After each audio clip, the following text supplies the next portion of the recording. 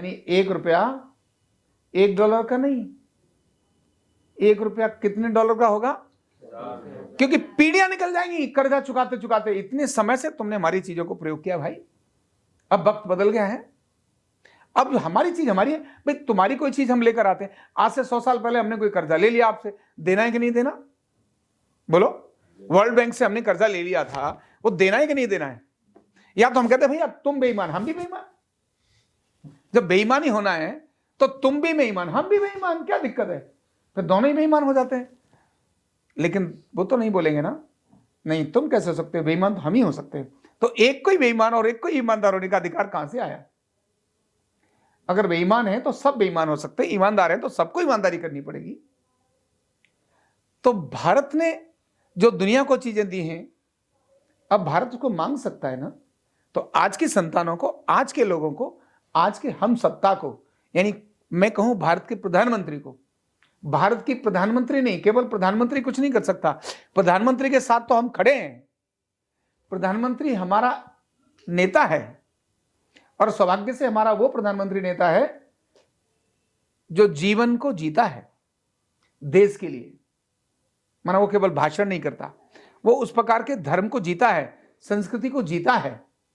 यानी रामभद्राचार्य जी जिस व्यक्ति को बोले मेरे 2 ही मित्र हैं, और वो रामभद्राचार्य जी जो दिव्य हैं, माना जिनके नेत्र नहीं है, मतलब भौतिक नेत्र नहीं है, लेकिन सारे ग्रंथ जिनको कंठस्थ हैं, सारे कंठस्थ, जो मात्र 1 घंटे में कितनी मिनट होती है? 60 मिनट। 100 श्लोक बनाने की ताकत जिनके पास है, तो 1 घंटे में कितने श्लोक?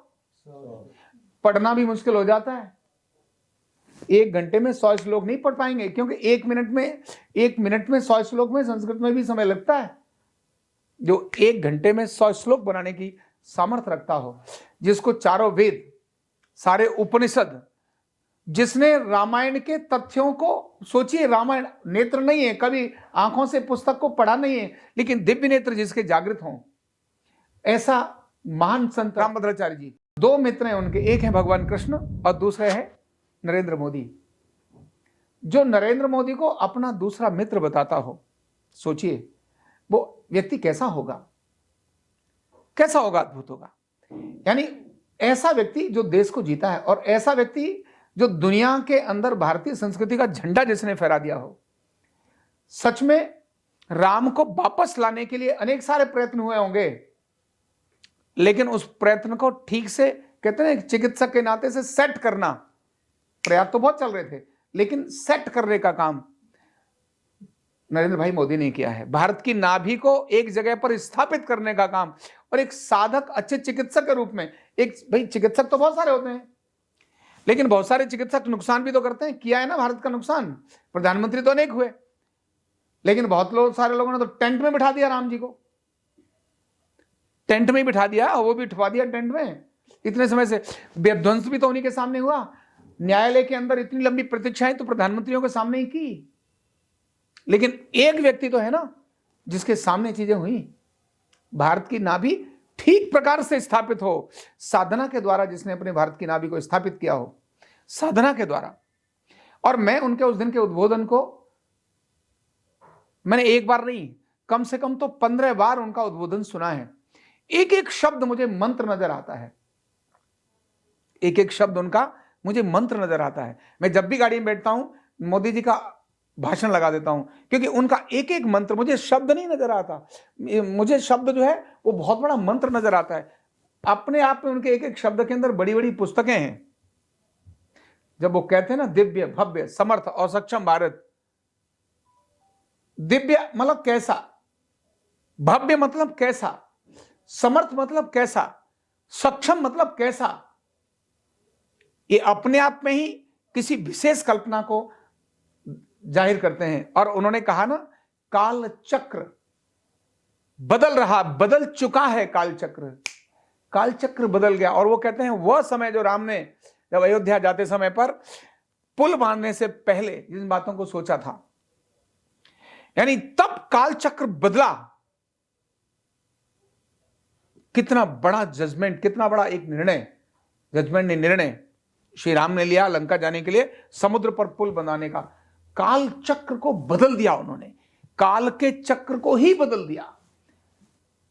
यह 22 जनवरी की घटना, इसने भी भारत के काल चक्र को बदल दिया है। जो भारत ऐसे जा रहा था, उल्टे माने रिवर्स गियर लगा हुआ था उसका और नीचे गर्त में जा रहा था, अब वो सही दिशा में जाने लगा। इसीलिए उन्होंने कहा ना, काल चक्र बदल रहा है और सही दिशा में बदल रहा है। सबसे बड़ी बात है दिशा कैसी? सही। ये अपने आप में बहुत अद्भुत बात थी, बहुत अद्भुत बात थी। तो अब कालचक्र बदल गया है। भारत के लोगों को अपनी चीजों के बारे में गर्व, केवल गर्व नहीं करना, भारत के लोगों को अपनी चीजों के बारे में केवल खुश नहीं होना, भारत को अपनी चीजों के बारे में, जिस जिसके पास दी है भारत की चीजें, भैया किस किस के पास है जरा देखो। तो मैं सब भारत के लोगों से बोलता हूं, जो जहां है वो ढूंढे भारत ने कौन कौन सी चीजें किस किस को दी और उसने कितना उपयोग किया, उन उपयोग के आधार पर कितना आगे बढ़ा। क्या चाहिए? रॉयल्टी। क्या चाहिए? हमें ज्यादा नहीं, थोड़ी। भाई हम बड़े संतोषी हैं, हम क्या है, थोड़े से में गुजारा कर लेंगे, बहुत संतोषी हैं हम। तो हमें केवल थोड़ा चाहिए, अभी केवल 2 ही चीजों पर चाहिए। अभी हम गीत संगीत पर नहीं मांग रहे, कहते कोई बात नहीं। अभी हम स्पेस के जो साइंस है उस पर अभी हम नहीं मांग रहे, कोई बात नहीं, बाद में देखेंगे।